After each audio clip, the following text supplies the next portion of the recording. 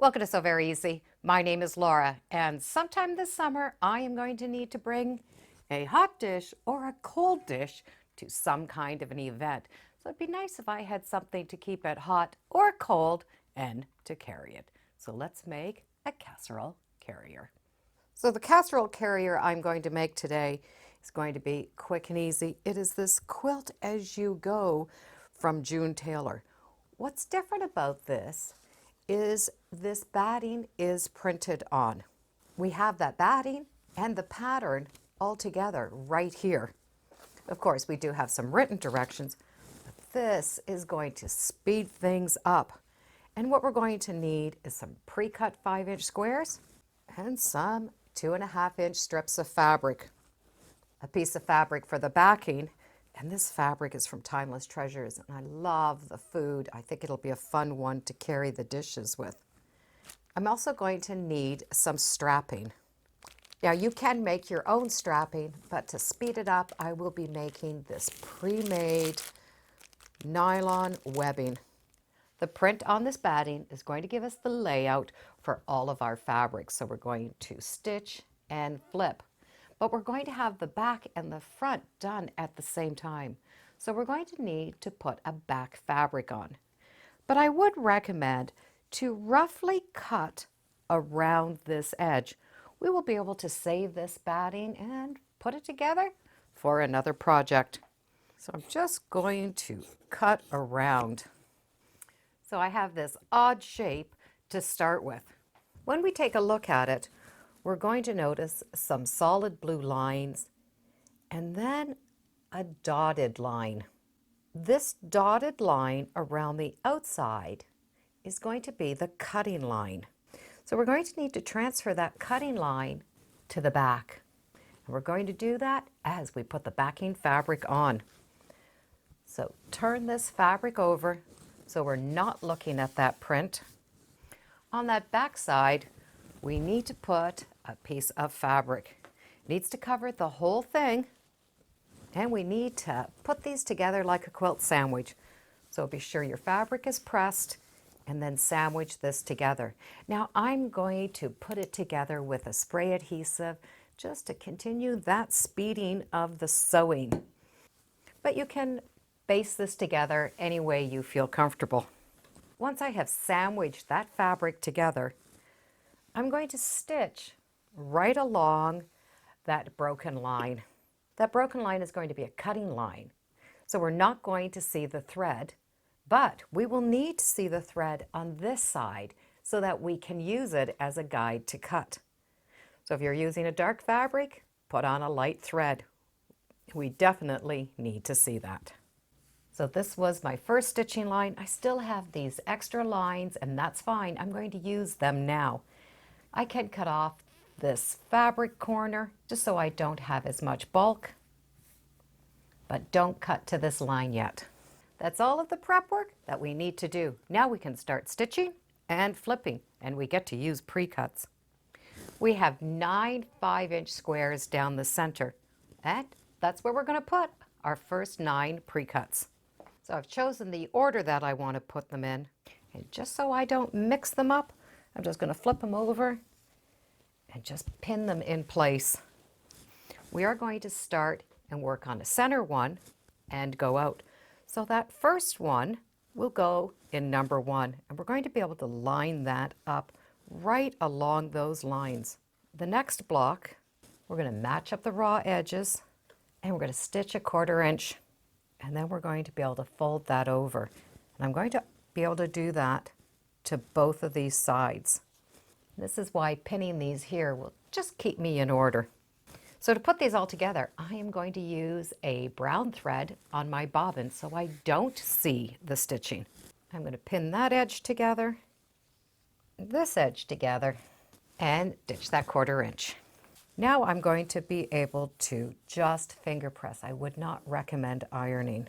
Now I can do the next 2, and I know where they are because I've pinned them in place. Fold them over, pin, and go to the machine, stitch the 1/4 inch, flip out. Do number 6, 7, 8, and 9 in the same way. Always finger pressing. So here's that first row. Everything has been stitched and flipped.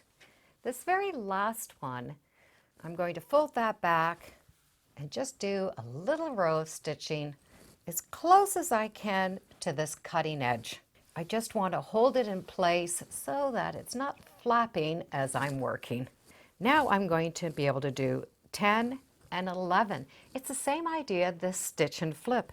And in this case, I'm going to need 2.5-inch strips. That's going to do that entire length. So I'm going to take that piece, match up the raw edge, stitch, flip it down, and I'm going to do that both for 10 and 11. And then I'm going to do it for 12 and 13. And that's going to finish that big arm.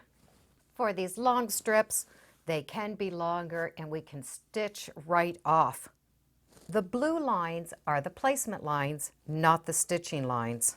And they're measured so when we do use that 2.5 inches and fold it over, it matches on that blue line. Next piece will match the blue line. And we're going to be able to trim all of this stuff off after. We are not pressing each step, so be sure to have your fabric well pressed at this stage. When we look closely at that last strip that we put on, you will notice that you have that line that you stitched. And we're going to be covering that with this strip of fabric. It's going to go over, and that way we can do the next piece. But on this side, we now have that stitching line. And that's why it was important to stitch on that line so that we could see it on this side. So just ignore it for now and press that over. And if you'd like, you can do a basting stitch just so that it doesn't flop around. We now have to finish these two sides. The next row, we will be using 4 5-inch squares. We will not be able to stitch and flip them like we did the center. We're going to need to make those into one piece. So lay the blocks out so that you'll see the way it looks. And then we're going to just take these to the machine and sew them together so we have a row of 4. I will now take those 4 pieces and use them as one. I can line up those center seams to those center lines, pin, stitch, and flip. Once those pieces are done, I have 2 more to add in the same way. And when this side is done, I can do the other side the same way. Once that last piece has been put on, we will be able to go around and cut it out. But before I do that, I do want to stitch down these little floppy pieces. And I just want to stitch them on that batting. And then, before I cut it out, I'm going to turn it around to the back side, and I'm going to stitch just a tiny little stitch right beside that cutting stitch, even less than 1/4 inch. I just want to anchor all of that fabric down all the way around because that stitching line is a cutting line and I want to keep all of my fabrics from flapping on the back side. The casserole carrier at this point is now done, but of course you can do additional quilting if you'd like. Now we get to cut it out. That very first row of stitching that we did with that contrasting fabric is the cutting line. So we can just cut out following that line. So it's all cut out, and with that little additional row of stitching, all of those layers are still together. I have 2 things left to do. Put the binding on and the handle.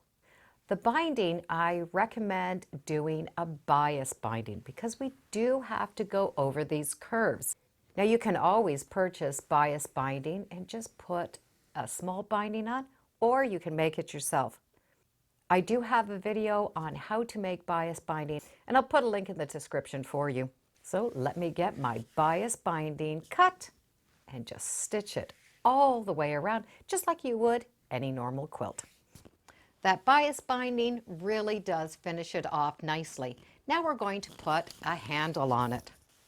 I will be using nylon webbing, but there are directions if you want to take some nylon webbing or cotton webbing and cover it, and you can always make your own. we're going to need 60 inches. And we're going to take that and make one continuous loop. I've put mine together with a piece of fabric. Find the centers and pin that on so that we're going across those long strips. And we're going to be able to just stitch these down with the squares up to that first strip. So we're going to just stitch them down and we'll be done. Our carrier is now done.